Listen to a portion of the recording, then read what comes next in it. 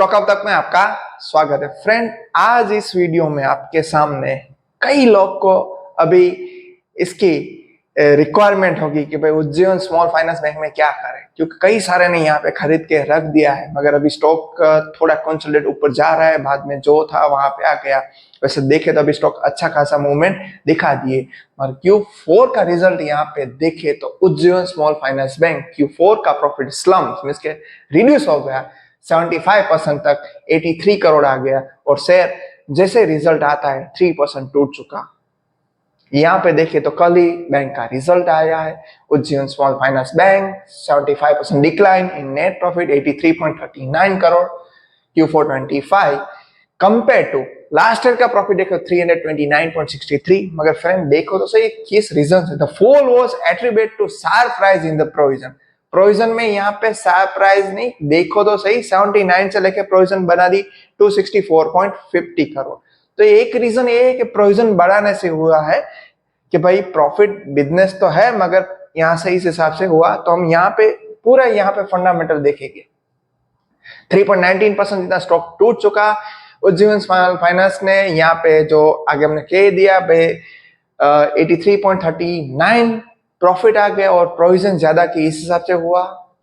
यहाँ पे देखे तो bank has posted net profit 329.3 crore in the year ago period, मगर इस साल में 83.39 करोड़ ही प्रॉफिट बुक किया। इनकम यहाँ पे राइज हुई 1843 करोड़ जनवरी मास क्वार्टर में, जो लास्ट ईयर की थी 1765 crore in the year ago. Means के सेल्स में रेवेन्यू में बढ़ोतरी, मगर नेट प्रॉफिट नहीं बढ़ा। मींस के अभी बैंक का कामकाज तो अच्छा चल रहा है, मगर नेट प्रॉफिट नहीं बढ़ा है। उसका भी रीजन था provision. Excluding tax overall provision देखे तो 264.4 करोड़ इन द क्वार्टर, जो लास्ट ईयर थे 79 करोड़। यहाँ पे प्रोविजन कवरेज रेशियो बैंक का 78% at the end of the March 25 पर हो गया। मींस कि यहाँ पे जो भी आने वाले दिनों में शायद किसी के लोन की पेमेंट नहीं की तो क्या होगा उस हिसाब से, तो वहां पे भी यहाँ वो बेस रख के प्रोविजन यहाँ पे क्या किए है, प्रोविजन यहाँ पे बढ़ा दिए। तो आने वाले दिनों में वैसे देखिए तो मान लो कि डेप और बैड डेप होता भी है, लॉस भी होता है, तो वहां पे कवर हो सकता है, और आने वाले दिनों में प्रॉफिट भी अच्छा हो सकता है। टोटल एक्सपेंडिचर देखे तो एक्सक्लूडिंग प्रोविजन 1483 करोड़, जो लास्ट ईयर था 1246 करोड़। ओवरऑल देखिए तो बैंक की जो नॉन परफॉर्मिंग एसेट थी इंप्रूव हुई है 2.23 से 2.18%। एनपीए है, एनपीए जितना कम हो उतना अच्छा है, तो कम हुआ है, अच्छी बात है। हाउएवर यहाँ पे जो non performing, however the net NPA जो था बैड लोन वो यहाँ 0.49% हुआ, 0.28% है। ये यहाँ पे थोड़ी माइनस चीज है, नेगेटिव बात है। एंटायर फाइनेंशियल 24-25 की बात करें तो overall the Ujjivan small finance bank का नेट प्रॉफिट 726 करोड़ हुआ, जो लास्ट ईयर 1080.5 करोड़ था। प्रीसीडिंग फाइनेंशियल टोटल इनकम में भी यहाँ पे देखे तो टोटल इनकम बढ़ी है 6464 से लेके 7200, और स्टॉक मार्केट को अच्छा नहीं लगा, तुरंत ही स्टॉक टूट चुका, और देखे तो 3% जितना स्टॉक में भी यहाँ पे गिरावट देखने को मिली। रिजल्ट में आप देखे तो फ्रेंड यहाँ पे सेल्स में बढ़ोतरी हुई, मैंने एज यूजुअली कहा।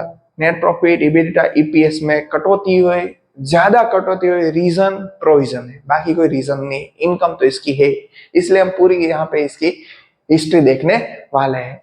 फ्रेंड यहाँ पे देखो तो उज्जीवन स्मॉल फाइनेंस बैंक अभी थोड़ा महंगा हो गया। पहले 8 के पी में मिल रहा था, क्योंकि रेवेन्यू नहीं बढ़ रहा है, तो पी यहाँ पे क्या हुआ है, ज्यादा हो गया है। तो 11 के पी में स्टॉक कामकाज कर रहा है, महंगा है अभी स्टॉक। ROC 8.54, ROE देखो तो 12.5, पेग अच्छा है, एक से कम है, इंडस्ट्री पी के अराउंड ही मिल रहा है, फिर भी अच्छी बात है। डिविडेंड यील्ड 3.52% मींस यहाँ पे देखे तो friend dividend approx saving account जितना तो यहाँ पे मिल ही जाता है, तो एक अच्छी बात है।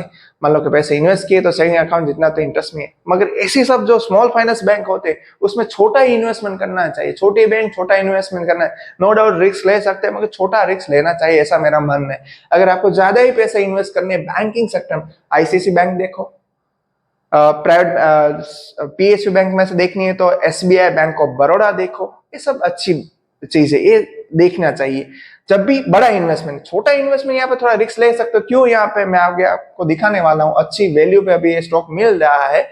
थोड़ा महंगा इसलिए लग रहा है कि अभी ये स्टॉक देखिए तो 44, 43, 44 में कुछ चला गया, 42 में, और स्टॉक जैसे अभी 34, 35 तक चला गया, तो बाद में रिवर्स चला है। कई सारे ब्रोकर ने खरीदने की भी सलाह दी, मगर जो रिजल्ट था वो थोड़ा रिजल्ट यहाँ पे अच्छा नहीं आया है, तो थोड़ी स्टॉक में अभी प्रेशर दिख सकते हैं।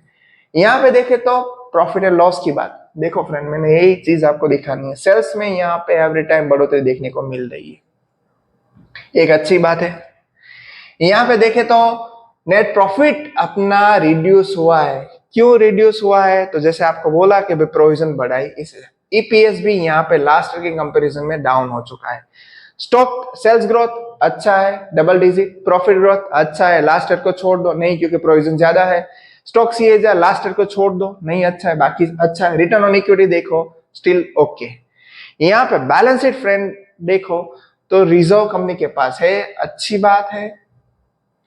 और यहाँ पे डेप तो ज्यादा होगा भाई, इसलिए मैंने डेप आपको नहीं दिया। कभी भी non banking finance company, banking finance company में आप देखो तो एक चीज में एवरी टाइम रहेगा, क्योंकि वहां पे लोन ज्यादा होती है, तो फंड भी लोग के पास एफडी वगैरह लेते हैं, तो उसकी यहाँ पे बोरिंग भी ज्यादा होती है, तो इस हिसाब से बोरिंग तो यहाँ पे रहेगी। तो देखने की चीज नहीं। मगर इंटरेस्ट कवरेज रेशियो मिस हो गया, एक बार देख लेते हैं। इंटरेस्ट कवरेज रेशियो 1.35, ये थोड़ा यहाँ पे ज्यादा होना चाहिए, ये थोड़ा नेगेटिव पॉइंट है। बाकी ओवरऑल सेलिंग पैटर्न लास्टली देख ले तो प्रमोटर के पास बिग वाली की 0 कर दिया गया। कई लोग को लगेगा भाई यस बैंक तो नहीं हो जाएगा, नहीं भाई, यहाँ पे मर्जर की प्रोसेस है उज्जीवन और उज्जीवन की जो दूसरी फाइनेंशियल सर्विस है उसके साथ, उस हिसाब से प्रमोटर का आरबीआई के रूल्स के हिसाब से 0 करना पड़ता है। बाद में यहाँ पे डेफिनेटली वापस से आ जाएगा, ऐसा आरबीआई का रूल है। हम गूगल सर्च करके आपके साथ वो भी शेयर कर देते हैं अभी, तो आपको वो भी डाउट चला जाएगा। यहाँ पे देखो फ्रेंड, नो डाउट यहाँ पे जून से लेकर सितंबर दिसंबर में एफआई ने बिग वाली की, मगर फिर से खरीदारी की और कंटिन्यूस बेस पर यहाँ पे डीआई भी खरीद रहा है। कौन बिग वाली कौन कर रहा है? तो डेफिनेटली पब्लिक, तो अच्छी चीज है।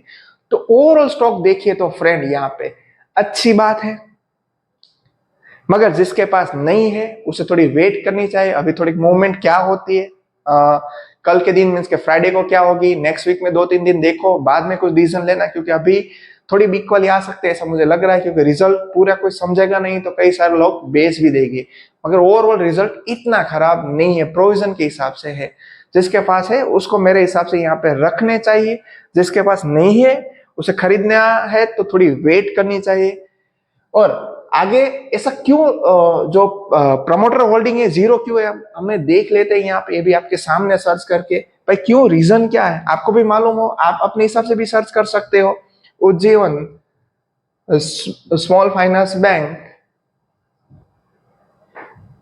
क्यों ऐसा है भाई, एक रीजन है, आरबीआई का रूल है, तो हम देख लेते हैं। उज्जीवन स्मॉल फाइनेंस बैंक क्यों, आपको इतना ही लिखना है मेरे साथ ही, प्रमोटर के पास 0 होल्डिंग है, इतना लिखो, सर्च कर दो, आ जाएगा। हमें मालूम होगा भाई क्यों ऐसा हो। अभी मेरे माइंड में भी अभी क्वेश्चन रेज हुआ कि आपको दिखा दो पहले क्या रीजन है। देखो यहाँ पे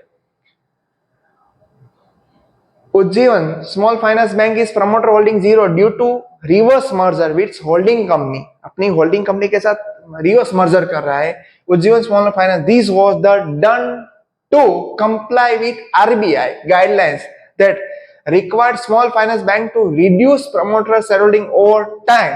The merger result in Ujjivan Small Finance Bank ceases to exist and its share being cancelled with the shareholder receive share in the Ujjivan Small Finance Bank. उस हिसाब से यहाँ पे वापस मिल जाएगी। तो ये फ्रेंड रीजन है कि देखो यहाँ पे थोड़े की पॉइंट भी दिए हैं। RBI guidelines mandate that small finance bank dilute promoter shareholding over a time. Promoter exit the reverse merger allow Ujjivan Small Finance Service to exit role as a promoter of the small finance bank.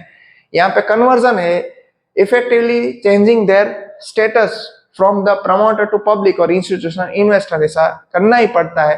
This process reduce the promoter shareholding to zero complying with RBI guidelines. तो ये भी आपको मालूम हो गया भाई क्यों यहाँ पे कंप्लाइंस इस हिसाब से, यहाँ पे आरबीआई के हिसाब से जो गाइडलाइंस है उस हिसाब से यहाँ पे प्रमोटर को जीरो करना पड़ा है। और यहाँ पे दिया है कि भाई इंस्टीट्यूशनल उस हिसाब से सब में कन्वर्ट हो सकते हैं। तो ओवरऑल देखे तो प्रमोटर होल्डिंग ऐसे जीरो नहीं हुई, ऐसा नहीं कि भाई यस बैंक के हिसाब से जो बेच के चले गए। तो ओवरऑल देखे तो फ्रेंड स्टॉक अच्छा है, जिसके पास है मेरे हिसाब से उसे होल्ड करना चाहिए, जिसके पास नहीं है थोड़ी वेट करनी चाहिए अभी, क्योंकि अभी रिजल्ट आए, रिजल्ट मार्केट को कैसा लगेगा, अच्छा नहीं लगा इसी हिसाब से स्टॉक डाउन है और आगे के दिनों में थोड़ी मूवमेंट देखो। बाद में जैसे 35 अप्रोक्स मिलेगा तब हमें यहाँ पे खरीदने की सोचना चाहिए, कोई बाय सेल रिकमेंडेशन नहीं है। थैंक यू फ्रेंड, इस वीडियो में इतना है। वीडियो इन्फॉर्मेटिव लगे तो हमारे चैनल को सब्सक्राइब करना मत भूलना।